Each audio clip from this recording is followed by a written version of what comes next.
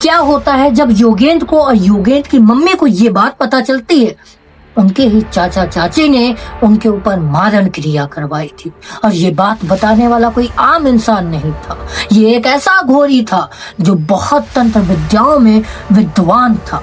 ये जब इनसे मिलते हैं तो यह घोरी बताता है कि तुम्हारे चाची ने ही इनके ऊपर एक ऐसी क्रिया करवाई है जिसके चलते तुम्हारी पूरी फैमिली खत्म होने पे आ गई है। तुम लोग बहुत सही टाइम पर आ गए, वरना हो सकता था तुम में से इस फैमिली में कोई भी नहीं बचता। तो अगर आप लोगों ने पार्ट 2 अभी तक नहीं देखा है तो जल्दी से जाकर देख लो, मैं वीडियो के डिस्क्रिप्शन में लिंक दे दूँ, क्योंकि आज पार्ट 3 और लास्ट एकदम खुलासा होने वाला। तो आओ बिना किसी देरी के आज की वीडियो को स्टार्ट करते हैं। दरअसल योगेंद्र की मम्मी और योगेंद्र को ये बात पता चलती कि उनके ही खास, उनके ही बगल में रहने वाले उनके ही चाची ने उनके ऊपर मारण क्रिया करवाई है, जिसके चलते योगेंद्र की पापा की डेथ हो गई थी। और योगेंद्र को भी बहुत अजीब अजीब से सपने दिखाई देते, तो कभी कभी योगेंद्र बैठे बैठे लिटरली शॉर्ट ट्रॉमा में चला जाता। शॉर्ट ट्रॉमा में ऐसा मतलब बैठा हुआ है तो वो इतना थिंकिंग करता है, इतना थिंकिंग भी कुछ पूछो ही मत। वो पूरी तरीके से मेंटल डिस्टर्ब हो गया था योगेंद्र अपना। और योगेंद्र की मम्मी भी बहुत ज्यादा परेशान हो गई थी ये सब। और ये सब कब पता चलता है उनको, जब वो उनकी दादी का फोन आता है और दादी उनको अपने गांव में बुलाती है। ये लोग गांव पहुंचते हैं और गांव में 5 साल में एक बार एक ऐसा तांत्रिक बाबा आता है जो वाकई में बहुत ज्यादा विद्वान है। काला जादू, ब्लैक मैजिक, भूत प्रेत, ब्रह्म राक्षस, हर चीज के बारे में उसको नॉलेज है। और वही योगेंद्र का चेहरा देखकर बता देता है कि तुम्हारे फैमिली के ऊपर किसी ने मारण क्रिया करवाई। अब ये लोग वही गांव में रुकते हैं अप्रॉक्स 1 महीना। अब ये जो अघोरी बाबा था, ये भी उस काले जादू को काटने में पूरी तरीके से लग चुका था जो योगेंद्र के ऊपर चढ़ा हुआ था। अब इस जो काला जादू इसने किया हुआ था, इनकी चाची ने जो इनको मारण क्रिया करवाई थी, इसको काटने के लिए एक रिचुअल होती है, जो रिचुअल इनके घर के एक मर्द को करनी पड़ती है। लेकिन इनके घर में अब कोई भी मर्द बचा नहीं था, सिर्फ और सिर्फ योगेंद्र, और वो भी वो 17 साल का था। लेकिन अब योगेंद्र ही था जो अपने आप को और अपनी फैमिली वालों को ठीक कर सकता था। तांत्रिक बाबा योगेंद्र को बुलाते हैं और उसकी मम्मी से सारी बात बताते हैं कि तुम्हारी चाची ने जो तुम्हारे ऊपर करवाया है वो ऐसे नहीं जाने वाला। उसके लिए हमें एक रिचुअल परफॉर्म करना पड़ेगा, और वो परफॉर्म करने के लिए हमें रात के 12 बजे तक एक भोग चढ़ाना होगा। और ये भोग कोई नॉर्मल भोग नहीं होगा, जिसमें एक प्रॉपरली दारू की बोतल और एक बकरी की चमड़ी और एक इंसानी बाल, मतलब इंसानों के बाल, और भी इसमें कुछ सामान लगने वाले थे जिसको मैं नहीं बताना चाहता था। वो तांत्रिक जब इनके बेटे से और इनकी मम्मी से बताता है तो ये लोग सोचते हैं कि ठीक है बाबा, कुछ भी करिए, लेकिन ये जो रिचुअल हमारे ऊपर हुआ है इसे हमें छुटकारा दिलाइए, क्योंकि हम बहुत परेशान हैं। हम इससे पीछा छुड़ाना चाहते हैं किसी भी तरह करके। हम किसी से दुश्मनी नहीं रखना चाहते, लेकिन हमारे ऊपर जो हुआ है वो हमारे ऊपर से हटा दीजिए। बाबा बोलते हैं कि ये रिचुअल सिर्फ वही परफॉर्म कर सकते जो इस घर में एक मर्द हो। बाबा जी बोलते हैं कि आपके पति कहाँ हैं?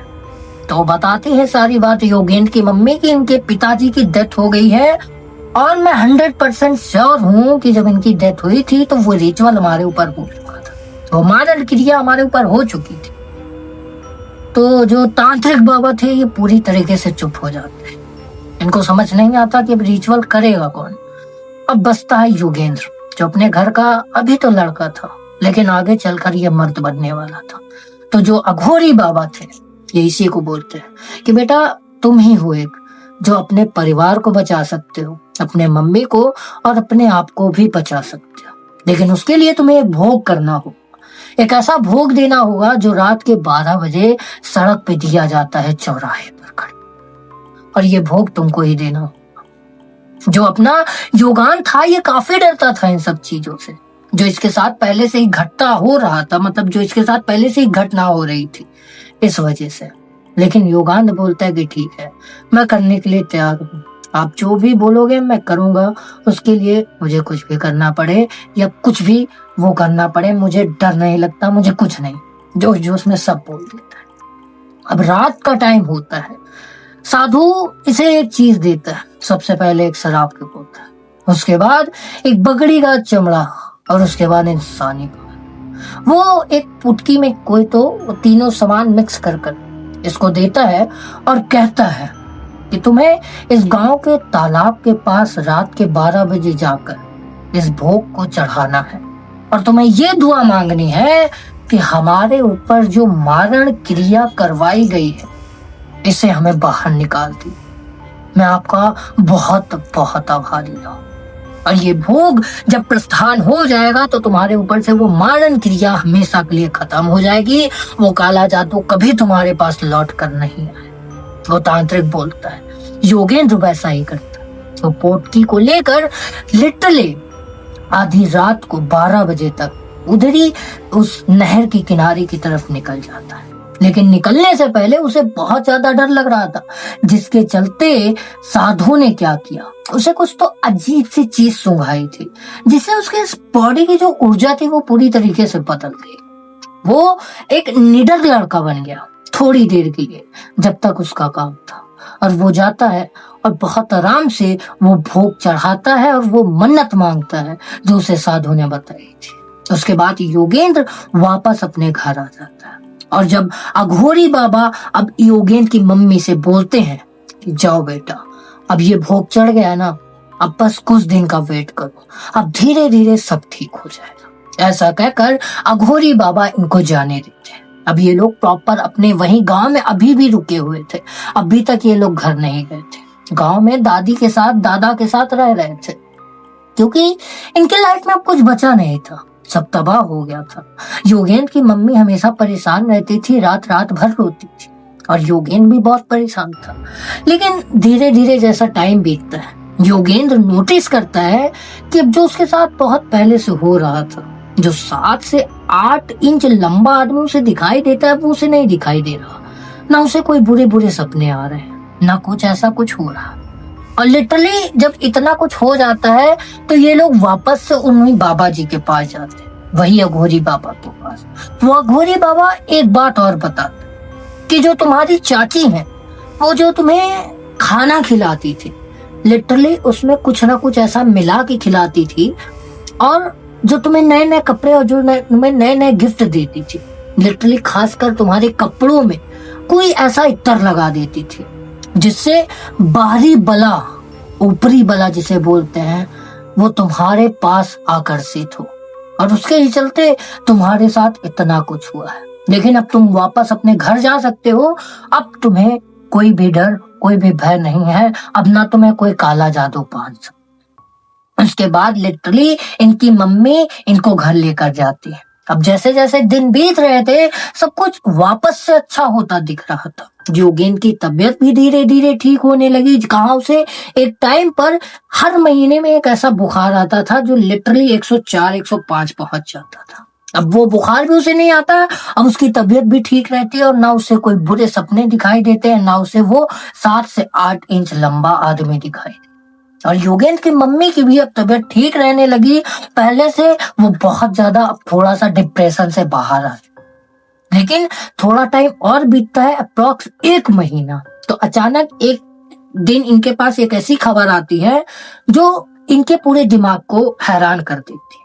और वो खबर ये थी कि उनके चाचा चाची और उनके दोनों लड़के की कार से एक्सीडेंट होने से उनकी ऑन द स्पॉट डेथ।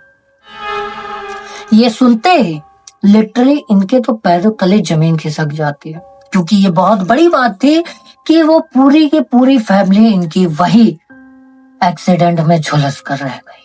और उसके बाद से इनकी लाइफ में जो कुछ बिगड़ा हुआ था वो और अच्छा चलने लगता है। लेकिन ये बात है, इन्होंने कुछ भी नहीं करवाया था, कोई भी क्रिया, कुछ भी ऐसा कुछ अपने चाचा चाची के ऊपर नहीं करवाए थे, बस उससे बात बंद कर दी थी, कुछ भी ऐसा नहीं करवाया था। ये अनहोनी अपने से हुई है या करवाई गई है ये तो नहीं बता सकता, लेकिन इन्होंने अपनी साइड से कुछ भी नहीं करवाया था। ये प्रॉपरली अपनी अच्छी खासी लाइफ काट रहे थे जैसे तैसे, लेकिन अब इनके चाचा चाची के खत्म होने के बाद से इनकी लाइफ में और तेजी से ग्रोथ होने लगती है। और जो इनके चाचा चाची ने जो प्लॉट वगैरह और जो खरीद कर रखे थे, पहले वीडियो में मैंने बताया है, तो अब वो सारी प्रॉपर्टी भी योगेंद्र के नाम हो गई, क्योंकि अब इनके घर में कोई भी वारिस नहीं बचा था। इस वजह से अब योगेंद्र उस प्रॉपर्टी का वारिस बन जाता है। और योगेंद्र की मम्मी अब पहले से ज्यादा अच्छे से रहते हैं। अब उनके साथ कभी ऐसा कुछ होता नहीं। और आज बहुत टाइम बीत गया, 2023 और 2026, लिटरली 26, 3 साल पुरानी बात है। और आज भी वो लोग बहुत अच्छे से वहीं पर रहते हैं। आज तक उन्हें कभी ऐसा कुछ फील नहीं हुआ। और कभी भी ऐसा कुछ होता है तो वो जरूर से जरूर अपनी दादी को याद करते हैं। लेकिन तब से उनके साथ ऐसा कुछ भी नहीं हुआ।